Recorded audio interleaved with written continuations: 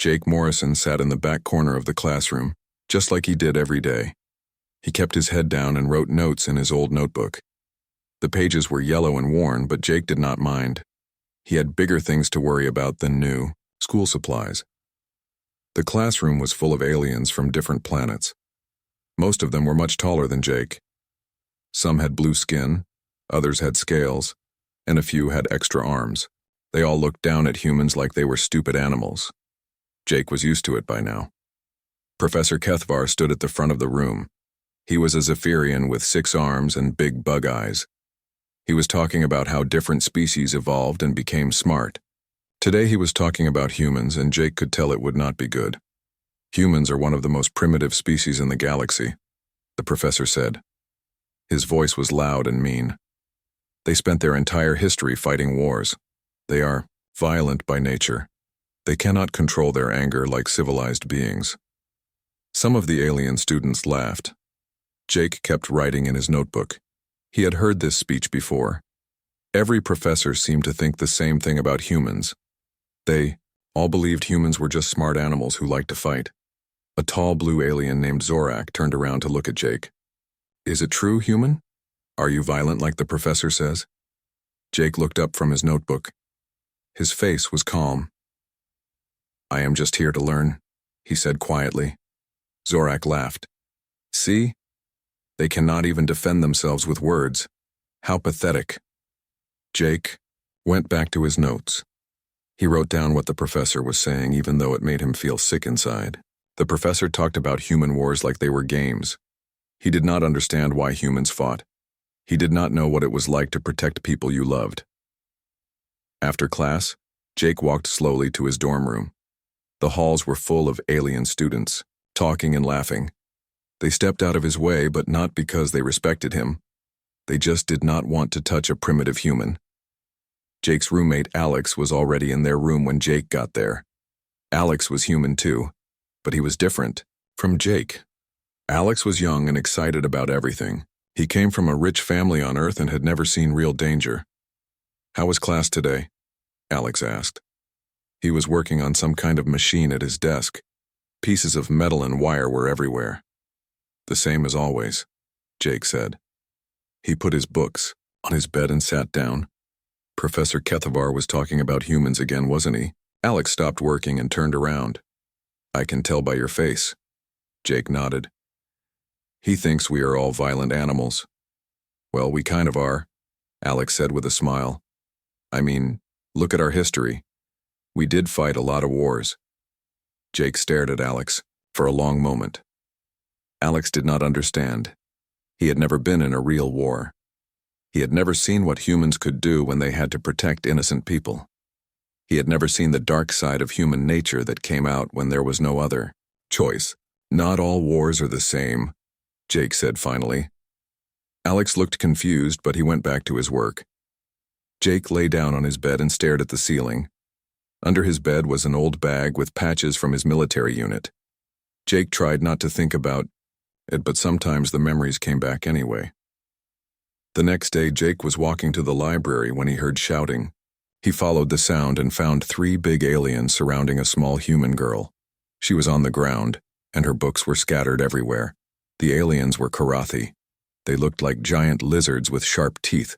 One of them was holding the girl's backpack high in the air where she could not reach it. "Dance for us, little human," the biggest Karathi said. "Show us how primitive animals behave." The girl was crying. Her name was Lisa Park, and Jake had seen her in the language classes.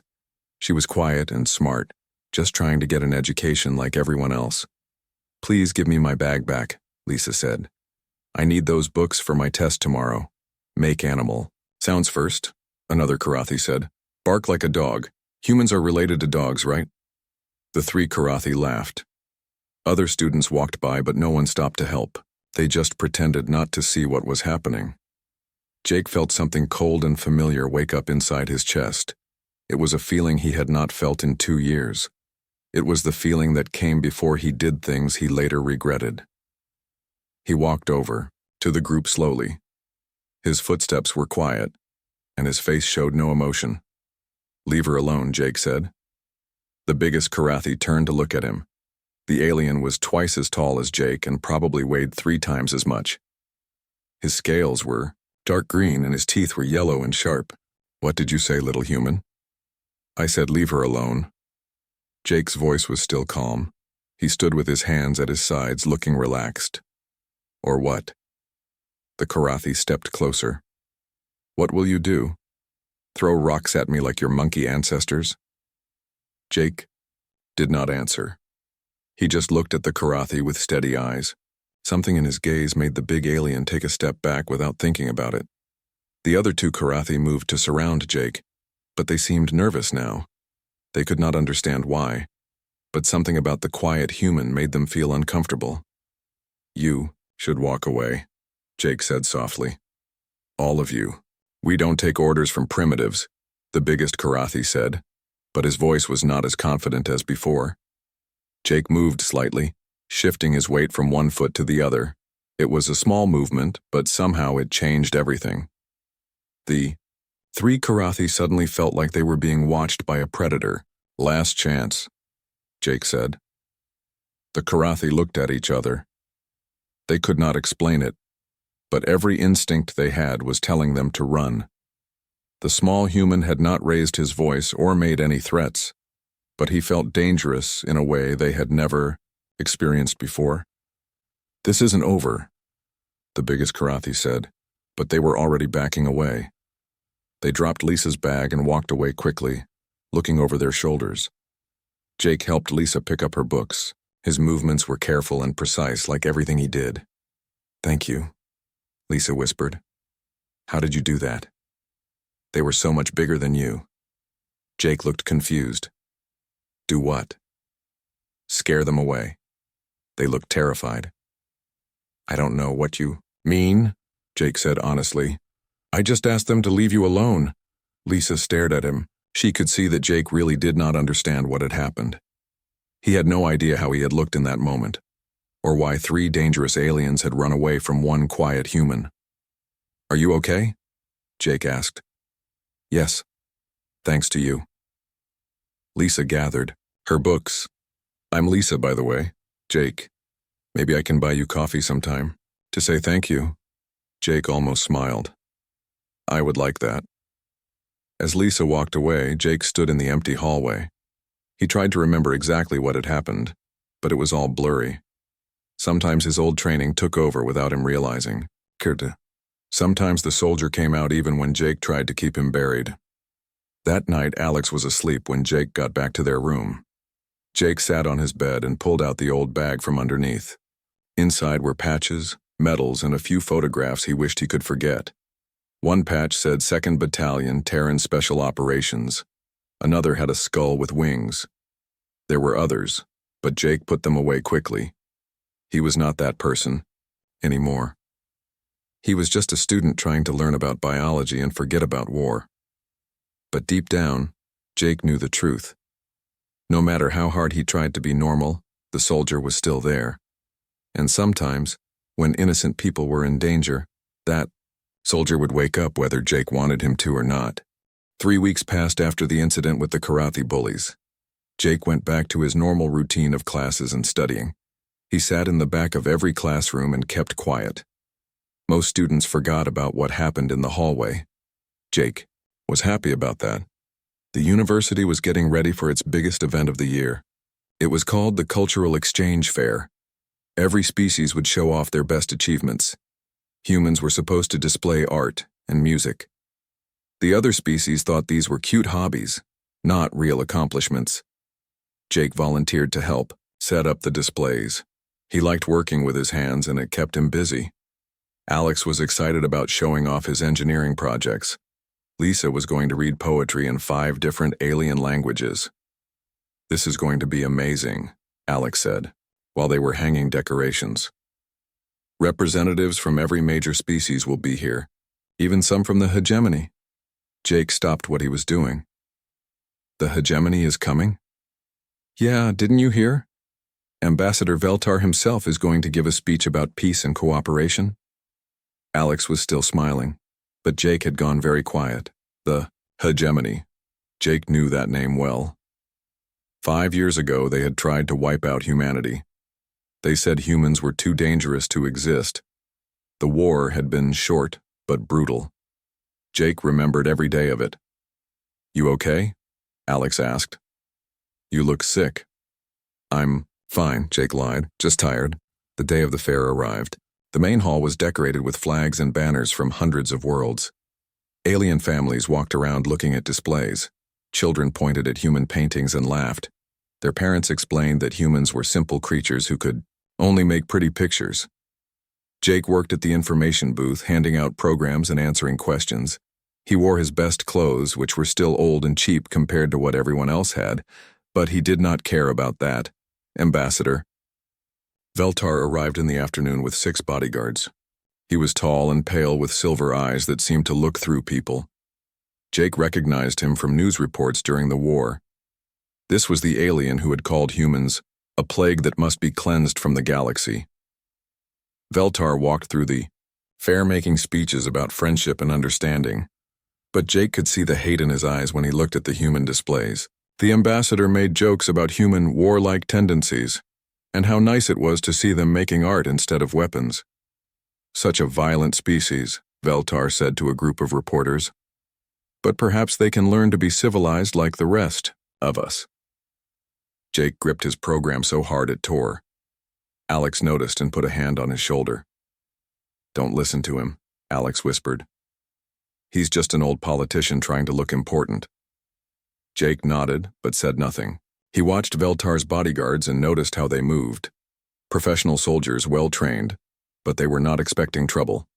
This was supposed to be a peaceful event. The evening reception started at 6 o'clock. Everyone gathered in, the main hall for food and speeches. Jake found a quiet corner where he could watch everything. Lisa came over with 2 cups of punch. "You've been hiding back here all night," she said. "Come dance with me." "I don't dance," Jake said. "Everyone can dance. It's just moving to music." Lisa smiled. "Besides, you saved me from those bullies. The least I can do is teach you to dance." Jake was about to say no when the lights went out. Emergency lighting came on, bathing everything in red. Jake's training kicked in immediately. His eyes swept the room, counting exits and looking for threats. Most people were confused and asking questions. Jake was already moving. 6 figures in black armor burst through the main entrance. They carried plasma rifles and moved in perfect formation. Jake recognized the gear immediately. Void Syndicate. Terrorists. The same group that had attacked human colonies during the war. "Nobody move," the leader shouted. His voice was distorted by his helmet. "Everyone on the ground now!" Screaming filled the hall. Hundreds of people dropped to the floor or tried to run for the exits. The terrorists fired warning shots into the ceiling. The plasma bolts left burn marks on the decorations. "We are the Void Syndicate," the leader announced. "We demand the release of our brothers imprisoned by the corrupt galactic government. Until our demands are met, you are all hostages." Jake was already crouched behind an overturned table with Lisa and Alex. Around them, other people were crying and praying. University security guards were trying to get into position, but they were outgunned and outnumbered. "We're going to die," Lisa whispered. Tears were running down her face. Alex was breathing too fast. His hands were shaking. "What do we do? What do we do?" Jake studied the terrorists carefully. 7 total, not 6. 1 had stayed by the back. Exit. They were using standard military tactics, controlling all the escape routes. Their leader was in the center of the room where he could see everything. 20 minutes, the leader said into his radio. "If we don't have confirmation of the prisoner release in 20 minutes, we start executing hostages." To prove his point, he grabbed an elderly alien professor and forced him to his knees. The professor was crying and begging for his life. "Please," the professor said. "I have grandchildren. I never hurt anyone." The terrorist leader raised his rifle. 10 seconds to show everyone we're serious. Jake felt the familiar coldness spread through his body. It started in his chest and moved out to his arms and legs. His breathing slowed down. His heart rate dropped. Everything became very clear and simple. He was not Jake Morrison, the biology student, anymore. He was Captain Morrison of the 2nd Battalion, Terran Special Operations, and there were enemies threatening innocent people. "No," Jake said quietly. "We're not going to die." Before Lisa or Alex could ask what he meant, Jake was gone. He moved through the chaos like smoke, staying low and using the overturned tables for cover. His footsteps made no sound. The first terrorist never saw him coming.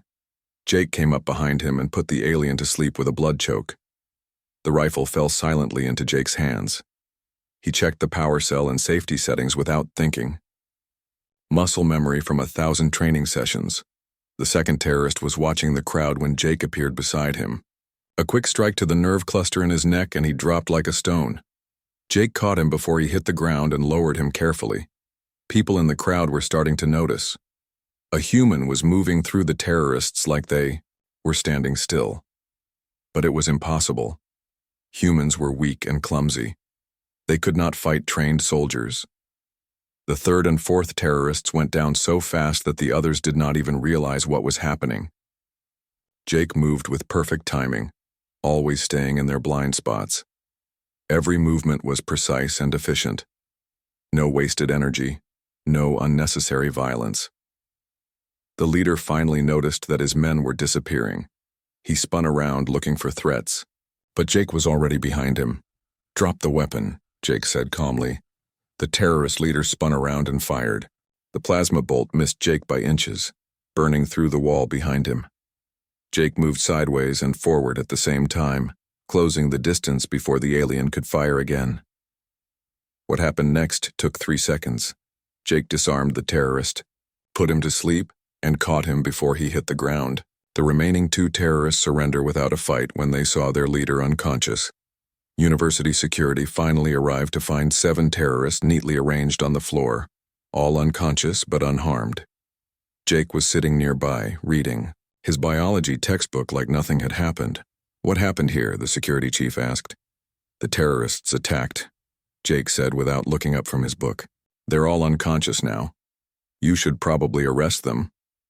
The security chief looked around the room. Hundreds of witnesses stared at Jake Morrison, the quiet human student who had just done the impossible. Some of them were recording everything.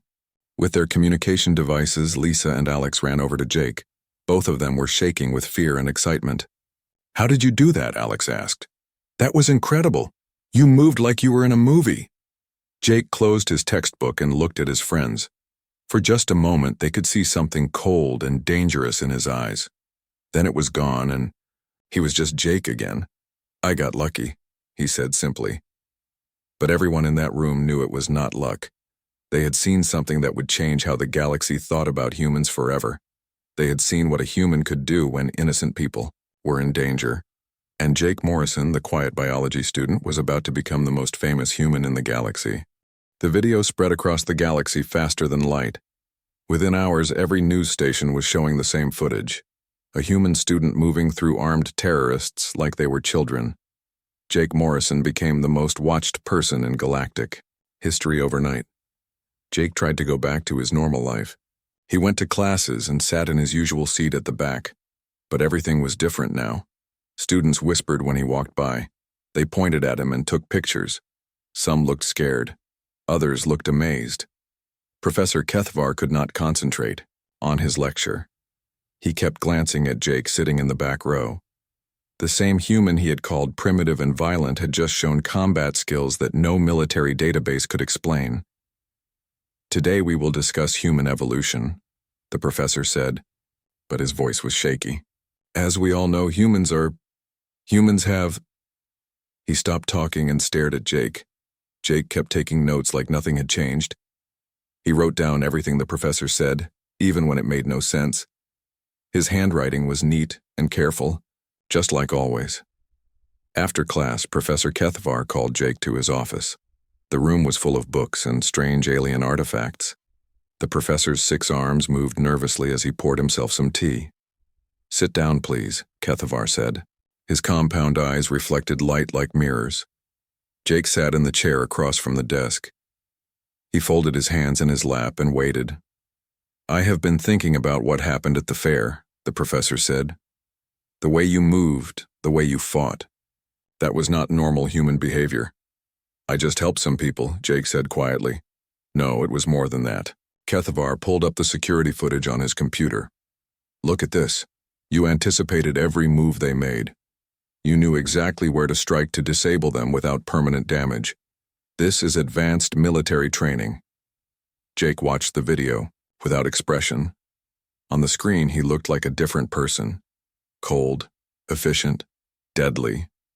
It was hard to believe that was really him. Who are you really? The professor asked. I'm a biology student, Jake said. I just want to learn about life and graduate. Kethavar studied Jake's face. The human looked tired, like he was carrying a heavy weight. His eyes were sad, not dangerous. The galactic news networks are calling you a hero, Kethavar said. But I can see that's not how you feel about it. Jake was quiet for a long time. Outside the window, alien students were playing sports on the campus lawn. They looked happy and carefree. Jake remembered being that young once, before the war changed everything. I never wanted to be a hero, Jake said finally. I just wanted people to be safe. When Jake got back to his dorm room, Alex was waiting with a big smile and a stack of newspapers. Every front page had Jake's picture on it. Look at this, Alex said excitedly. You're famous. Everyone wants to interview you. The Galactic Broadcasting Network called 3 times today. Jake sat down on his bed heavily. I don't want to do interviews. Are you crazy? This is the biggest thing to happen to humanity in years. You showed the whole galaxy that humans are not weak. That's the problem, Jake said softly. Alex looked confused. What do you mean? Jake picked up one of the newspapers. The headline read, Human student reveals hidden combat skills. How many more are there? Below that was a smaller story. Military. Experts analyze terrifying human fighting techniques. They're scared now, Jake said. Before they thought humans were just primitive animals. Now they think we're all secret weapons. Alex sat down on his own bed. Is that so bad? Maybe they'll respect us more. Fear and respect are not the same thing, Jake said. When people are scared, they do stupid things. They start wars. That evening, Jake was studying in the library when someone sat down across from him. It was Ambassador Veltar, the hegemony official who had been at the fair. His silver eyes stared at Jake like he was looking at a dangerous animal. Captain Morrison, Veltar said quietly. Jake looked up from his textbook. I'm sorry. I think you have me confused with someone else. I'm just a student. No, you're not. Veltar leaned forward. I know exactly who you are. Captain Jake Morrison, 2nd Battalion, Terran Special Operations, the Ghost of Kepler Station, the Butcher of Titan's Reach. Jake's hand stopped moving across the page. Those were names he had hoped never to hear again. Names from the darkest part of the war, when humans had to do terrible things to survive. I don't know what you're talking about, Jake said, but his voice was different now. Harder. Oh, but you do. Veltar smiled, but it was not a friendly smile. During the war, my intelligence services compiled files on dangerous human operatives. Your file was very thick. Jake closed his textbook slowly. Around them, other students were reading and studying. They had no idea they were sitting next to 2 people who had fought in a war that nearly destroyed both their species. What do you want? Jake asked. I want to understand something, Veltar said. The footage from the terrorist attack has been analyzed by every military expert in the galaxy. They all say the same thing. Those fighting techniques don't exist in any known database. So either humans have developed completely new combat methods, or they've been hiding their true capabilities all along. Veltar's eyes glittered. Which is it, Captain? Jake stared at the ambassador for a long moment. He could lie, but Veltar already knew the truth. The secret was out now, whether Jake liked it or not. Both, Jake said simply. Veltar nodded like Jake had confirmed something he suspected. How many others are there? How many humans like you are hiding among the student population, the civilian workers, the diplomats? I'm not hiding anything. I came here to study and live in peace. Peace. Veltar laughed softly. Do you know what the Galactic Council is discussing right now? They're debating whether humanity has violated the peace treaty by concealing military assets. Jake felt cold fear in his stomach. I'm not a military asset. I'm a student. Are you? Because that video suggests otherwise. That level of training doesn't just disappear. You're still a weapon, Captain Morrison. You're just pointing yourself at textbooks instead of enemies. Veltar stood up to leave, but he stopped at Jake's shoulder. The council wants a demonstration, he said quietly. They want to know what humans are really capable of. If you refuse, they'll assume the worst. And if I agree, then maybe we can avoid another war. After Veltar left, Jake sat alone in the library for hours. Students came and went around him, but he barely noticed. His mind was full of memories he had tried to forget. Battles in space, missions behind enemy lines, friends who never came home. He had come to the university to escape all of that. To be normal, to study life instead of death. But the past had found him anyway. Late that night, Jake walked back to his dorm room. Alex was asleep, but there was someone else waiting for him. A woman in a military uniform sat in the chair by the window. Jake recognized her immediately. Hello, Jake, General Patricia Stone said. She had been his commanding officer during the war.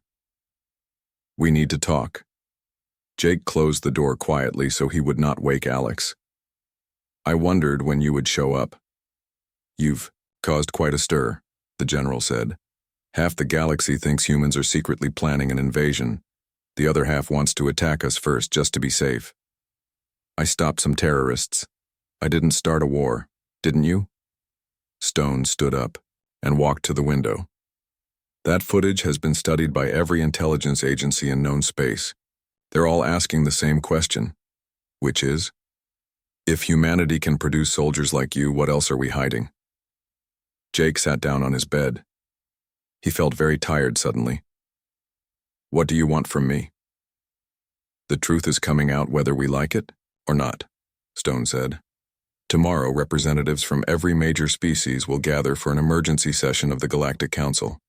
They want answers about human military capabilities. And you're going to give them those answers. You're going to tell them exactly what humans are capable of when we have to fight.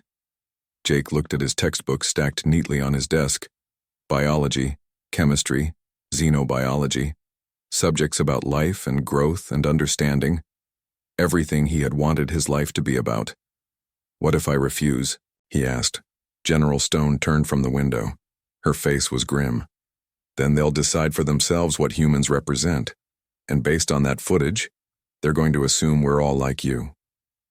Maybe that's not such a bad thing. Jake, if the galaxy decides humans are too dangerous to exist, they have the firepower to make us extinct.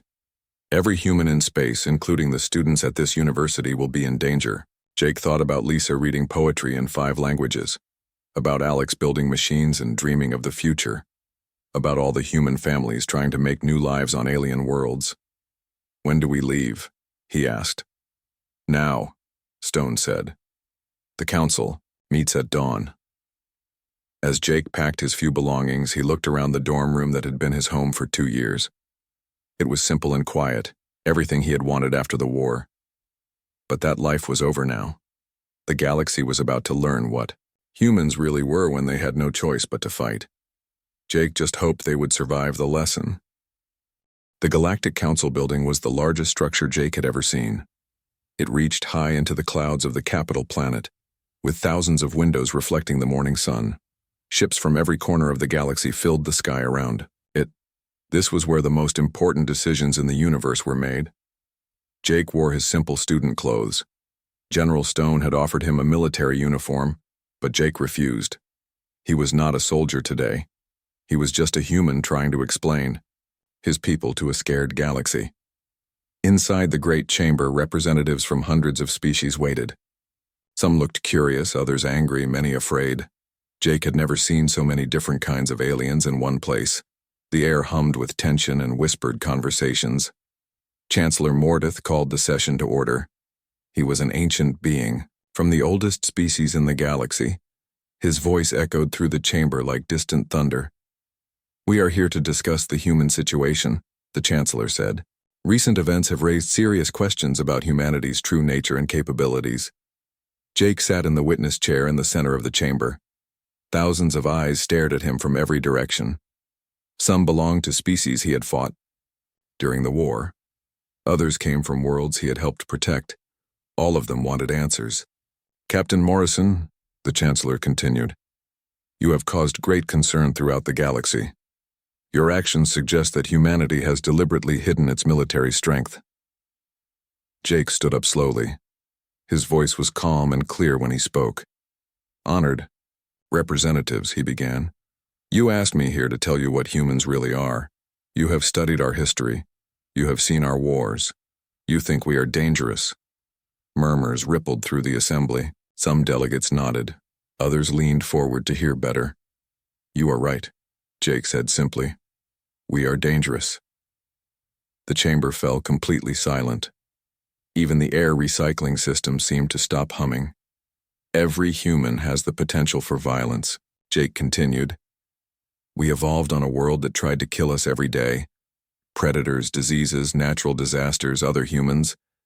We survived because we learned to fight back." Ambassador Veltar stood up in his section. "So you admit that humans are a threat to galactic peace?" Jake looked directly at him. "I admit that humans can be dangerous when we need to be, but you are asking the wrong question." "What should we be asking?" Chancellor Mordeth said. "You should ask why we fight," Jake said, "because that is what makes us different from other dangerous species." Jake walked to the center of the chamber. He turned slowly so he could see every section of delegates. "During the war with the hegemony, I did terrible things," he said. "I killed enemy soldiers. I destroyed their ships. I learned every way to hurt and disable an opponent. I became very good at violence." The hegemony delegates shifted uncomfortably in their seats. They remembered the war too.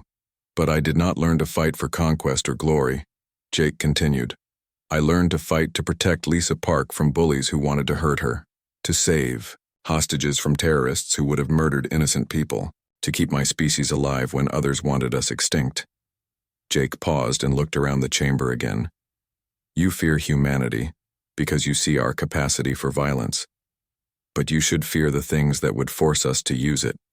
Because when humans fight, we do not fight for territory or resources. We fight for each other, for the innocent, for those who cannot protect themselves." A delegate from the Altair system stood up. "But how do we know humans will not use these abilities to attack peaceful species?" Jake smiled sadly. "Because I am here talking to you instead of hiding. Because I came to your university to study biology, not warfare. Because most humans choose to be teachers and artists and engineers, not soldiers." "But you are still a soldier," Veltar said. "The training does not just disappear." "No, it does not," Jake agreed. "I will always know how to fight. But I choose not to unless I have to.